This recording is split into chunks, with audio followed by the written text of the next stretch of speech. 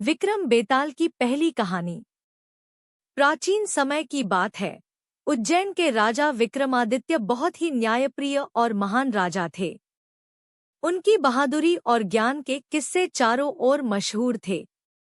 एक दिन एक साधु उनके पास आया और उनसे कहा, राजन, अगर आप मेरे लिए कुछ कर सकें तो कृपया इस श्मशान घाट से एक बेताल को पकड़ कर लाएं। वह एक पेड़ से लटका हुआ है। राजा विक्रमादित्य ने साधु का आदेश मान लिया और बेताल को पकड़ने के लिए श्मशान घाट की ओर चल पड़े।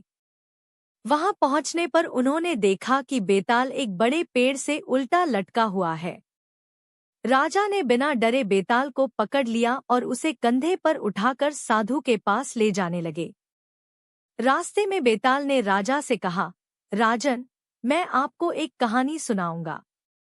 अगर आपने कहानी सुनने के बाद उत्तर दिया तो मैं वापस पेड़ पर चला जाऊंगा, लेकिन अगर आप चुप रहे तो मैं आपके साथ चलूंगा। राजा विक्रमादित्य ने स्वीकृति दी। पहली कहानी। एक नगर में एक ब्राह्मण परिवार रहता था।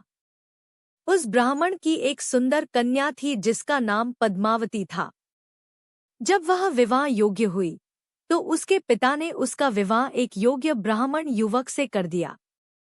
विवाह के कुछ समय बाद एक दिन पद्मावती का पति तीर्थ यात्रा पर गया और लौटकर नहीं आया। कुछ समय बाद एक दूसरे नगर से एक राजकुमार आया जिसने पद्मावती को देखा और उससे विवाह का प्रस्ताव रखा। पद्मावती ने उसे बताया कि उसका पति तीर्थ यात्रा पर गया है और जब तक वह नहीं लौटता वह दूसरा विवाह नहीं कर सकती। लेकिन राजकुमार ने जोर देकर कहा और आखिरकार पद्मावती ने विवाह के लिए हाँ कर दी। शादी के बाद राजकुमार पद्मावती को अपने नगर ले गया। कुछ समय बाद पद्मावती का पूर्व पति लौट आया और उसने अपनी पत्नी को न पाकर उसके माता पिता से पूछा।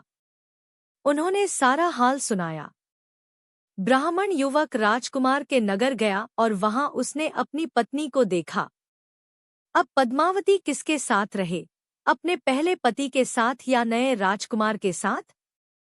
यह कहानी सुनाने के बाद बेताल ने राजा से पूछा, राजन, अब तुम बताओ, पद्मावती का सच्चा पति कौन है?